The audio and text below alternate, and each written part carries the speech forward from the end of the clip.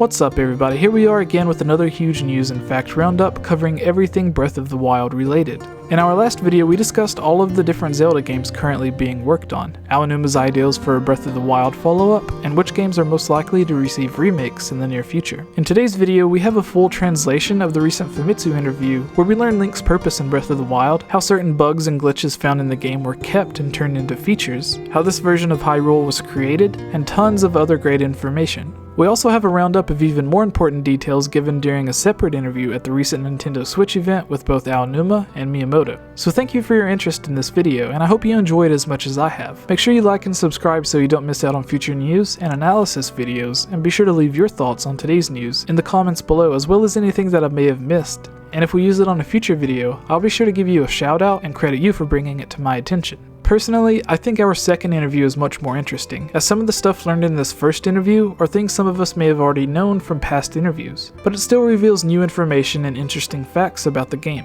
So here's a quick roundup of everything from ZackScottGames Interview which took place at the recent Nintendo Switch event. Link doesn't have much character in this game. They wanted players to relate to Link and play as themselves. Link's face doesn't have much expression in the game, and that was done on purpose. For Zelda games, the devs always try to make the player feel like Link. That was pushed even more so for this entry. Every time a Zelda game releases, Aonuma watches fan feedback and considers that for future games. The items Link uses to solve puzzles are always going to be important. Regardless of the tech that Nintendo provides, exploration in the series is important. Link's growth through who he meets is also an important element of the franchise. Aonuma thought about the freedom in Zelda games when considering Breath of the Wild, and was brought back to the days of the original Zelda. This was a big point of inspiration for Breath of the Wild. With Ocarina of Time 3D, Nintendo wanted to utilize the 3D and had a desire to let players enjoy Ocarina of Time outside. The goal with the Link to the Past was creating more depth. Aonuma used to think that getting lost in a 3D world wasn't okay. This led Aonuma to putting in tons of hints and guiding players. He has since changed that ideal and convinced himself that it's okay to get lost. The first 2 years of development, the devs created a game where just running around was fun. Climbing is very important because players can climb high and see destinations they want to visit. You can place your own markers to decide where you want to go. When the devs create a Zelda title, they consider not using the name Link. Since they don't have anything else to go with, they chose Link. The name Link doesn't hold much value since the player is the one creating the journey. When Nintendo first created Link, they wanted a character that is literally the link between the player and the game. That is why his name is Link. To think that the Zelda series has been around so long that they are all sorts of urban legends and myths makes Miyamoto really happy.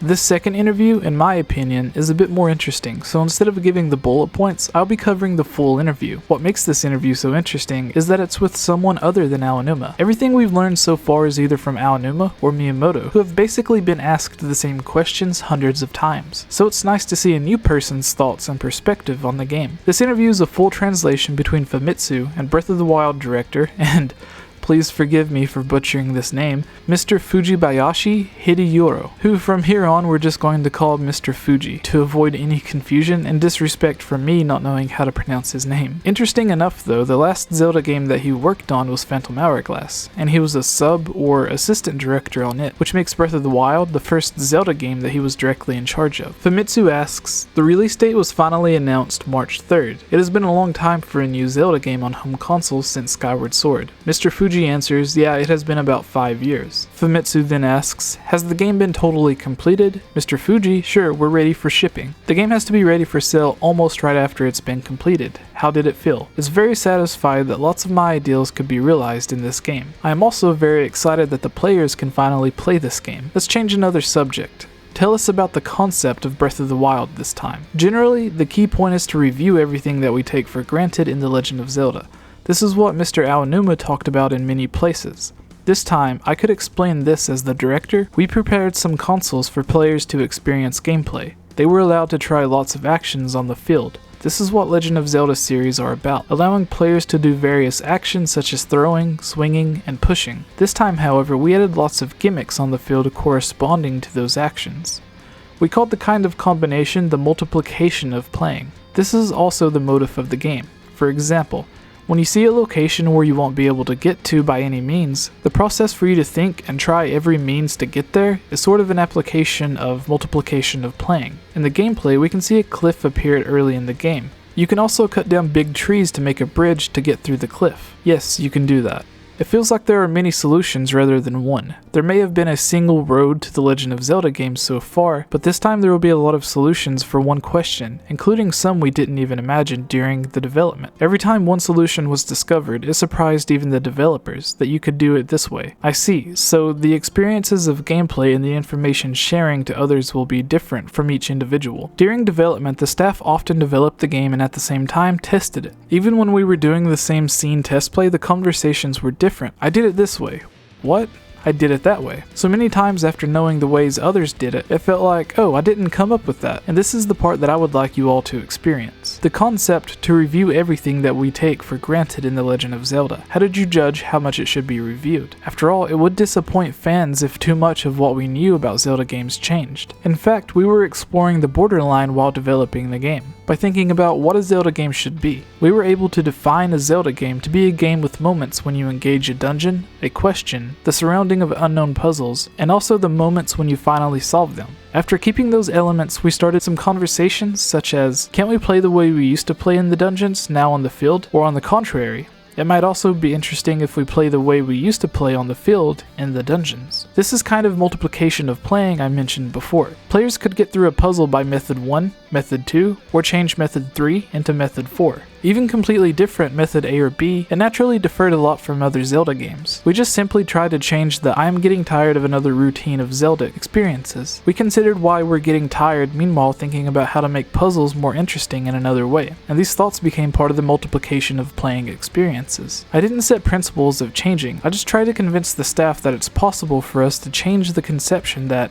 if we change something, it wouldn't be Zelda anymore. It seems that not only changed the routines, but also got rid of the old frame of Zelda games. Yes, you can say that we want to break the frame. With this ideal, we have to create something different. Speaking of reviewing everything that we take for granted in The Legend of Zelda, we can find such changes in Zelda games these years. For example, the stamina gauge appeared in Skyward Sword, and in Triforce 2, the items management didn't show in numbers, but gauges, as well as in Breath of the Wild. This must also be the result of reviewing everything that we take for granted. Of course, the know-how of the system which we have adopted so far has also been accumulated. We also know the advantages and disadvantages of each system, so there are also parts that I referred to. I see. This time players are allowed to reach anywhere in the scenery. Are there ends in the map? That is the best part of it. I think that it is better to actually play it and check whether there are ends or not. The map of this game is so enormous that there should be a lot of places to explore. Would it be very time consuming? You can ride horses and there are shrines for teleporting,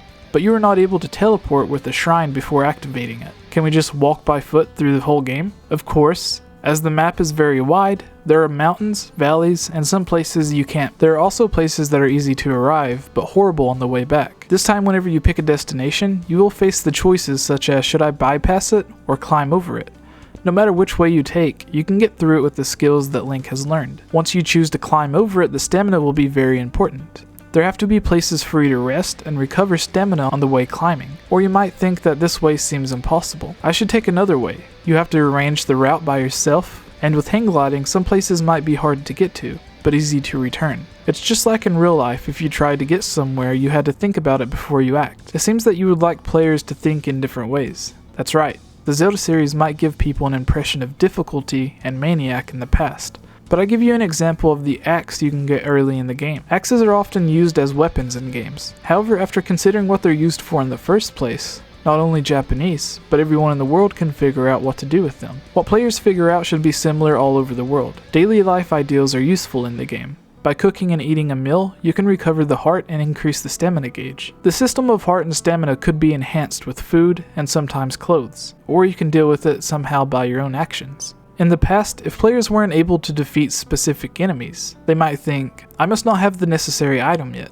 However, it won't be that way in this game. Right, such enemies could be defeated in various methods. Players who are not good at actions can explore different methods to defeat them, and might even be able to knock them down cowardly. I'm curious about what is the cowardly way.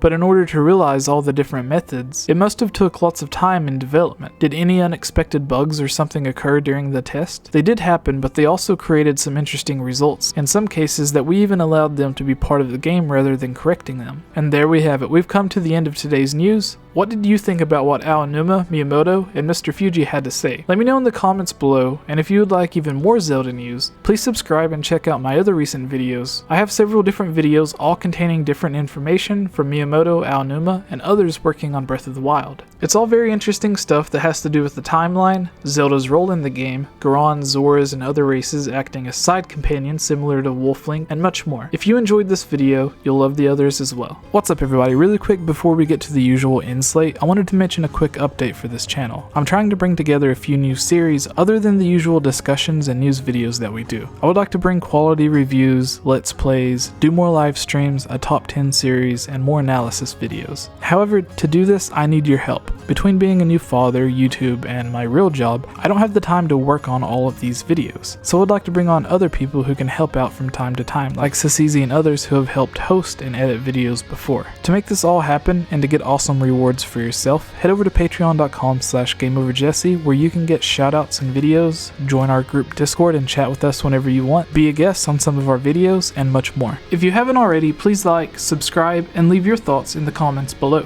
I would like to give a huge thank you to this month's Patreons for their support: George Martinez, Glenn Cassio, Hin Hutinen, Lunarium, Magic Tech Review, The Itch Network, and Harris Priest. Thank you all for everything, and it's because of your support that I'm able to find the time to do these videos. If you would also like to support this channel, head over to patreon.com/GameOverJesse, where you can find all kinds of great rewards like joining on a video, being added onto our Discord chat, having your discussion or topic featured on one of our videos, and much more, including having your own custom artwork similar to my own, drawn of you in any anime or video game style you would like. Finally, I would like to give a huge thank you to Gnomo Designs and CS Guitar 89 for providing the music and artwork for this channel.